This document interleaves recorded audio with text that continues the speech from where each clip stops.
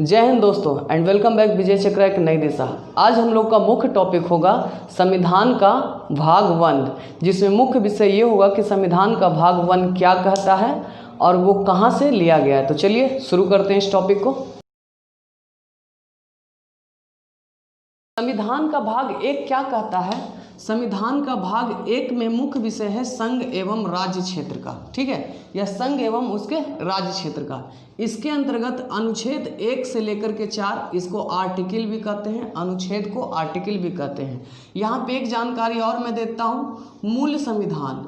मूल संविधान का मतलब होता है 26 जनवरी 1950 ईस्वी को जो लागू हुआ था, ये मूल संविधान है, ठीक है। तो मूल संविधान में ही अनुच्छेद 1 से लेकर 4 तक वर्णन किया गया है और अनुसूची 1 में भी वही वर्णन है जो आपका अनुच्छेद 1 में वर्णन है। तो यहाँ से क्वेश्चन ये कह सकते हैं कि अनुसूची 1, अनुच्छेद 1 और भाग 1 तीनों भारतीय राज्य एवं संघ क्षेत्र को वर्णन करता है। अब समझेंगे कि ये भाग 1 संविधान का कहाँ से लिया गया है।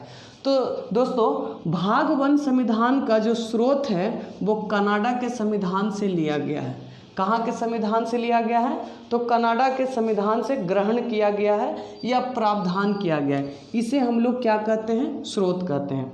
इसका मुख्य विषय मैंने लिखा है, यानी भाग 1 का जो मुख्य विषय है संघ एवं राज्य क्षेत्र है। इसके अंतर्गत आर्टिकल 1 से लेकर 4 तक, तो मैंने यहाँ बारी बारी से आर्टिकल 1, आर्टिकल 2, आर्टिकल 3, आर्टिकल 4 को मेंशन किया है। अब हम लोग चर्चा करेंगे कि आर्टिकल 1 क्या कहता है। तो देखिए, आर्टिकल 1 क्या कहता है? तो भारत राज्यों का संघ है एवं किसी भी राज्य को इस संघ से अलग होने का अधिकार प्राप्त नहीं किया गया है। तो ये कह सकते हैं भारत राज्यों का एक संघ है और इसका कोई भी राज्य क्षेत्र भारत के संघ से अलग होने का प्रावधान नहीं किया गया। एक हमारा एक्सेप्शनल केस था जम्मू कश्मीर, जहाँ पे अनुच्छेद 370 लागू था, लेकिन अब उसे भी अनुच्छेद 370 से हटा दिया गया है, ठीक है ना। अनुच्छेद 2 क्या कहता है? तो अनुच्छेद 2 ये कहता है कि कोई भी नया राज्य, आप शॉर्ट में याद रखिए कि कोई भी नया राज्य भारतीय संघ में शामिल करने का अधिकार या उसके स्थान पर कोई अन्य राज्य भी आता है, जैसे बिहार है तो बिहार के स्थान पे कोई अन्य राज्य आएगा या भारत में कोई नया राज्य बनाना है, शामिल करना है, तो उसका अधिकार किसके पास होता है? संसद के पास होता है। इन शॉर्ट आप याद रखिए कि राज्यों का संघ हो गया अनुच्छेद 1 और नया राज्य आएगा तो अनुच्छेद 2 चलेगा। अनुच्छेद 3 क्या कहता है?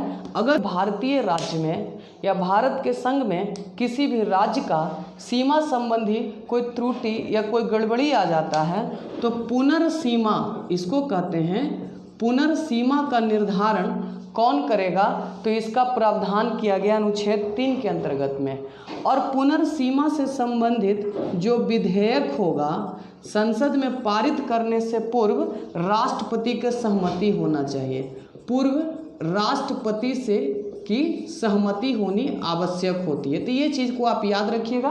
क्वेश्चन भी बहुत ज़बरदस्त पूछता है कि संसद में पुनर्सीमा संबंधित विधेयक प्रस्तुत करने से पूर्व किसकी सहमति होना चाहिए? तो ये भैया राष्ट्रपति की सहमति होना चाहिए। चलिए, अनुच्छेद 4 क्या कहता है? तो अनुच्छेद 4 ये कहता है कि भारत के राज्यों और संघ प्रदेश यानी संघ शासित प्रदेशों पर कानून बनाने का अधिकार किसके पास है भाई?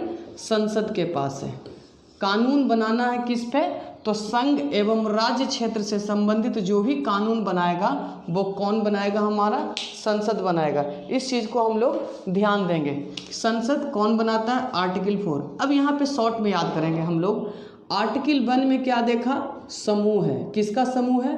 तो संघ एवं राज्य क्षेत्र का समूह है। आर्टिकल 2 हमने क्या देखा? तो कोई नया व्यक्ति समूह में शामिल हो रहा है, यानी कि नया राज्य शामिल हो रहा है। आर्टिकल 3 क्या समझा हम लोग? तो समझे ये कि अगर सीमा की कोई गड़बड़ी हो जाती है तो सीमा को फिर से हम बनाएंगे। और आर्टिकल 4 क्या कहता है?